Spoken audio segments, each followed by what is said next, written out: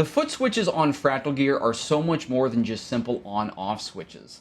And in today's video, I'm going to give you kind of the complete and comprehensive guide to all things Fractal foot switches. There's going to be a lot of stuff that we're going to be taking a look at, so I'm going to do probably no playing at all, and we're just going to take a look at the hardware. So let's dive in.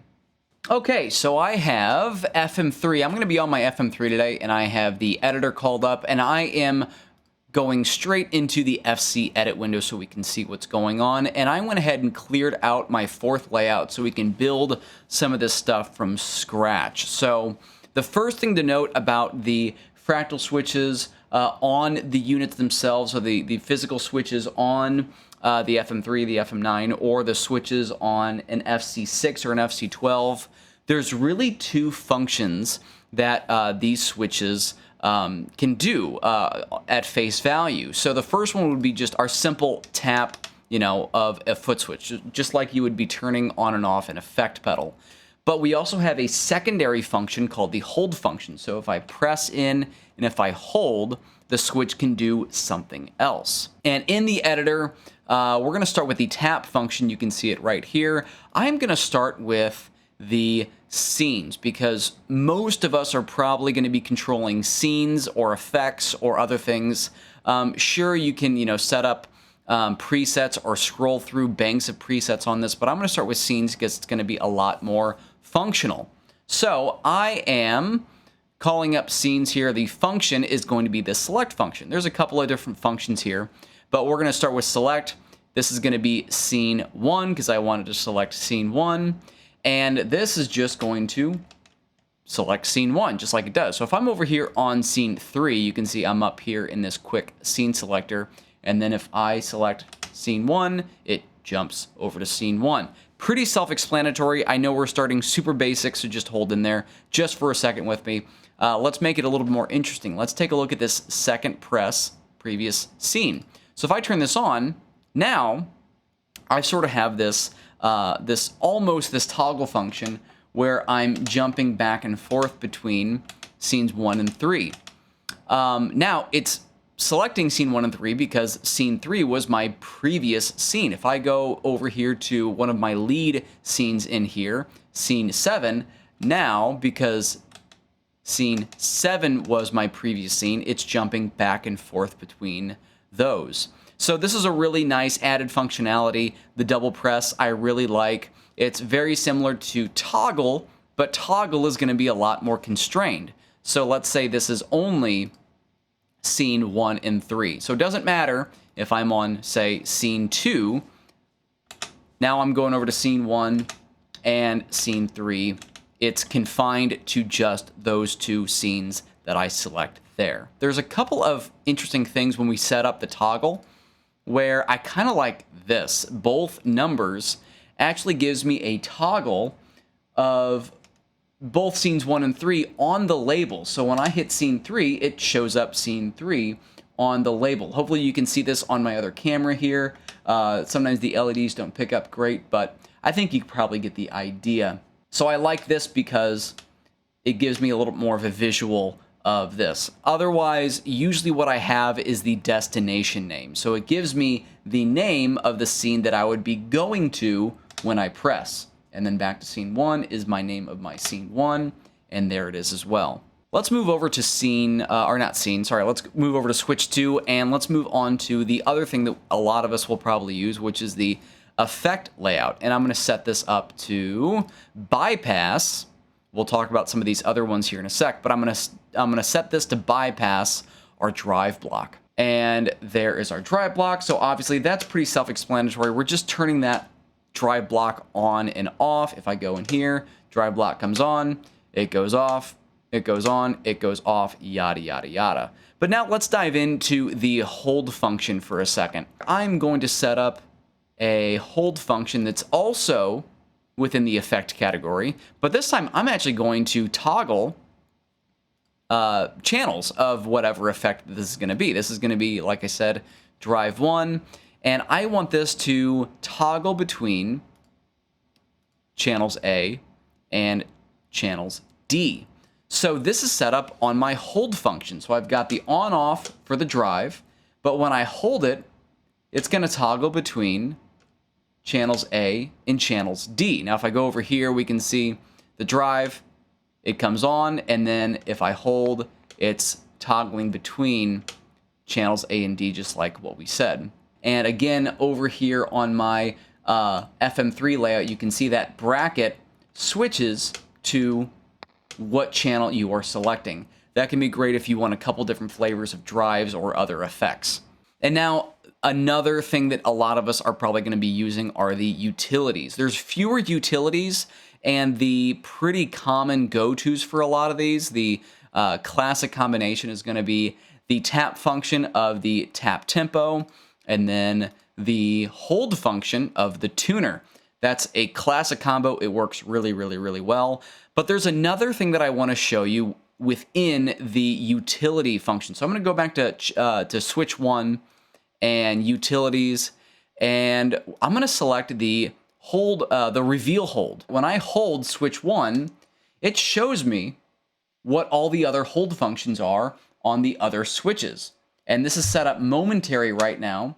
When I release it, it goes off. Now we can change that by going to mode. Let's go to toggle. When I hold that, it toggles. So now these are left on. So I can actually select my drive channel. I can select A, and then it goes back to my regular view here of the tap functions. There's one more piece of added functionality within the hold function that I really like, and it's this thing called sticky function. If I turn this on, now it leaves this secondary hold function in full view. So I can select my drive channel or anything else that would be up here. I can select the tuner on and off.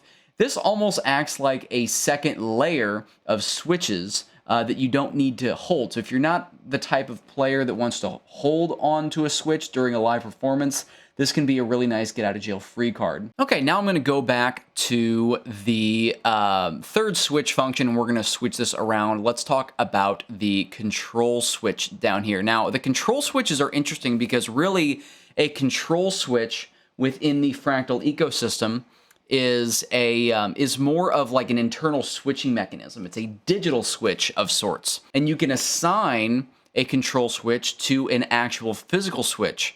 But we have some more functionality with it. So I've got it set up for latching, and then it's controlling the internal control switch 1, which if I go back to FC Edit, I can show you what control switch 1 is doing in this particular preset. And right now it is bypassing, here it is, control switch 1, the filter. And I've got the filter set up as kind of a boost. So when I hit this on, then it turns the filter on. But it's a lot more. A control switch can be a lot more than just a simple bypass. Over in our controllers section, if I go to CS per scene, which is control switch per scene, control switch 1 is actually set to turn off on scenes 1 through 6. So I mentioned before, I have this set up as a boost. I talked about this in another video called Better Boost, where setting this up as a control switch and having the control switch being controlled by a foot switch as well as the scenes can be really interesting. So if I want to take a solo, say on this BE scene where I have the Friedman BE on and I want to hit this filter on for a killer solo, as soon as I go back to a cleaner AC, you know, for a rhythm tone or something, that automatically turns off because it's set to turn off on scene 1. But scenes 7 and 8, if you look over here in the scenes menu, scenes 7 and 8 is a lead scene. So BE lead, I have this set to automatically come on in scene 7. And then when I go to scene 1, it will automatically shut off. There is a plethora of other functions you can set a control switch to do, and multiple functions, multiple parameters can be controlled by one control switch. Control switches probably need their own video, and I might do that in a future video. If you'd like to see that, let me know in the comments below. Now, just having CS1 on the switch down here isn't super informative. It doesn't really tell you what CS1 is doing. It just tells you that you're controlling control switch 1. So oftentimes if I have something set up like this where it's doing one particular job, I will do a custom name down here, and I'll call this boost because it is controlling my boost. And then you can see that shows up there, and it tells me when that boost is on or off. Now, if you're like me, I utilize this function a lot across a lot of different presets. So a quicker way to set this up would actually be using something called a per preset override. And in our switches, we can set up a layout to have what's called a placeholder for a per preset override. So if I set up, let's say, this type of switch on per preset number 1 across a lot of presets, I can get there a lot faster by having a layout set up with a per preset override placeholder on a switch. So you can see I've already got this laid out. Here's my boost set up with per preset override. The placeholder is for number 1, and I've already got my name in there and my desired color in there because per preset override number 1 is already set up to do those. You can also split this independent. So right now, over on my switch over here, I'm only placeholding for the tap function. I could also do the same thing if I go down to per preset override and then per preset number 1. Then I can have my delay on and off on the hold function. And that's all set up over here in the per preset overrides. So the placeholder function is really just it's really just kind of a shortcut to do those things. Now, if we're keeping score, this is kind of an interesting thing as well, what we have going on the layout here. If I go to my sticky function on my hold function, now I've got, like I said, the second layer where I can control my delay if I want that on and off, or the drive on and off that I can go back and I can select between scenes 1 and 3. I've got my drive, I've got a boost on, and I can control my delay or what drive I have selected. This is only 3 switches. This is pretty insane. Like, there's a ton of functionality just on the front 3 switches. Now, combine that with what we have available to us in the Fractal ecosystem, which is for the FM3, 3 more views of the front 3 switches, or if we're on an FC6, we have 6 controls with 2 views available, or if you are on a big FC12, then you have all 12 of those switches available for just that one view, but you have all of those 12 foot switches. Okay, I hope you're with me so far. I know it's been a lot and I've been going through pretty fast. But up next, I want to show you some really cool functionality you can get when you add in an external switch. This is a switch that I made, and in my next video, I'm going to show you how you can make one of these yourselves for under $20, and it's a great little DIY project. These are 2 momentary switches that we can assign to basically do a lot of stuff, and I'll show you that now. Okay, so first I want to show you how to get this external switch set up. So if we go into our setup view, and over in the I/O section, we'll click on this, and of course I'm already there, but you would go all the way down to switch settings, and these are momentary switches, okay? So they're not latching, they're just momentary, which is gonna actually have these switches be more like the switches on the unit. But these switches in particular are what's called normally open switches. So I need to change, if I want full functionality, I'm going to change these to normally open. And you can see over here, this is plugged into switch 2. The left side is the tip, and then the right side is the ring. And we're going to talk about this follow hardware or virtual toggle thing here in a second. So just on the surface, I'm going to go back to FC Edit. I'm going to set up my tip switch to control the compressor bypass. Okay, so this is kind of how to do something like this just off the get-go. If you just want to use this like a regular switch for something, this is probably the simplest way, but not the most functional way, and we'll get there. So I'm going to right-click on this, and we're going to select, remember this is pedal number 2, and this is the tip. So I'm going to select this, but like I said, this is momentary, right? So if I click, you can see this kind of, because it's normally open, it just goes back to the on position. So if I hold it, this will go on and then it will come off. Obviously, that's not very useful for the compressor. That's why we are going to change this to a virtual toggle. So the Fractal unit is saying, okay, I know it's a momentary switch, but I'm going to think of it as a toggle. Now, if we look back over here in FM3 edit, now it's going to turn our effect on and off. And of course, you can set this up for basically anything that you could attach a modifier to, but I'm going to show you a cooler way of utilizing one of these external switches. And it's called stand-in switches. And a stand-in switch can stand in for any switches from any layout at any time. So here's what I mean by this. We're going to set this up as a stand-in switch. I want this stuff to follow the hardware again, and I'm going to leave this in the normally open. Let's get out of this and setup menu, FC controllers, onboard switches. Let's enter this. And then I'm already there, but you would navigate all the way over to stand-in switches. So once again, I'm using the jack, switch 2, and I've got 2 independent controls for the tip and the ring. I'm going to set this up in my second layout, my scenes layout, and I'm going to have this grab from switch right where it already is, switches 1 and 3. Now, if we look at FC Edit, under my scenes layout, switch 1 and 3 selects, okay, scene 1 and scene 3, but it also has the view going -1 and up 1 view respectively. So in layout 2, you can see when I go to the stand-in switch, the stand-in switch is standing in for these exact 2 switches. So this will select scene 3 like it does there, and this will select scene 1 like it does. And then if I hold, then now I'm scrolling through my layout, or I can scroll the other way through the layout. Now let's take this over to the layout I was working on, layout 4. So now I've got this set up to go through scenes 2 and 4, or 5 and 6. Again, notice the brackets telling me where I'm going, tap tempo, and if I go over now, I've got scenes 7 and 8. And then I went ahead and I set up a preset up and a preset down. Again, these can be whatever you want. I'm just doing this as an example.